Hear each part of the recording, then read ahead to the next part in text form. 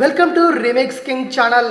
నాకు ఒకరి కింద ఉద్యోగం చేయడం ఇష్టం లేదు, సొంతగా ఏదైనా చేయాలని ఉంది అని కలలు కనేవారు మన చుట్టూ చాలా మందే ఉంటారు. అలా కలలు కనడమే కాదు అన్నట్టుగా ఓ పెద్ద పరిశ్రమను కూడా ప్రారంభిస్తారు. కానీ అందులో విజయం సాధిస్తారా లేదా అనేది వారి క్రమశిక్షణపై ఆధారపడి ఉంటుంది. అందుకే సొంతంగా ఎదగాలనే ప్రయత్నం చేసేవారు కొన్ని లక్షణాలు అలవర్చుకోవాలి. అవేంటో ఇప్పుడు తెలుసుకుందాం. మీకున్న ఆలోచనలతో మహాసముద్రం లాంటి పోటీ ప్రపంచాన్ని ఎదుర్కోవాలంటే మీ సత్తాపై మీకు ఖచ్చితమైన అవగాహన ఉండాలి.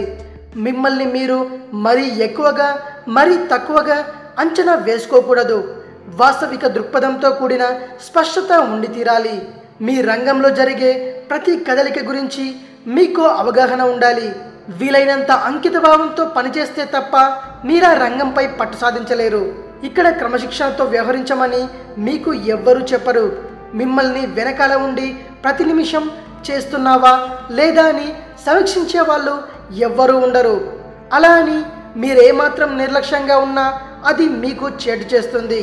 కాబట్టి మీ అంతటా మీరే క్రమశిక్షణతో మెలగాలి.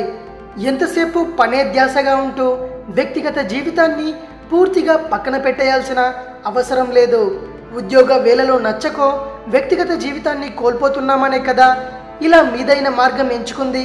మరి ఇక్కడ కూడా అదే పని చేస్తుంటే మీ కుటుంబానికి మీరు సొంత వ్యాపారం చేయడంలో వచ్చే ప్రయోజనం ఏంటి? వ్యాపారం ప్రారంభించే ముందు చుట్టుపక్కల వాళ్ళు ఇవన్నీ అసాధ్యం, చేయలేరు అనడం సహజం. మీరు గనక ఆ మాటలకు ప్రభావితమైతే ఏ పని చేయలేని స్థితికి చేరుకుంటారు. కాబట్టి ఎవరు ఎన్ని విధాలా భయపెట్టినా లక్ష్యంపైనే దృష్టి పెట్టండి. ఎలాంటి ఆటంకాలు ఎదురైనా మిమ్మల్ని మీరు సిద్ధంగా ఉంచుకోండి. పేదవాడిగా పుట్టడం నీ తప్పు కాదు, కానీ పేదవాడిగా చనిపోయావంటే ఖచ్చితంగా అది నీ తప్పే. ఇది విషయం. మరిన్ని ఇంట్రెస్టింగ్ వీడియోస్ కోసం రీమిక్స్ కింగ్ ఛానల్ని సబ్స్క్రైబ్ చేయండి. మరో వీడియోతో మీ ముందుకు వస్తాను. అంతవరకు సెలవు.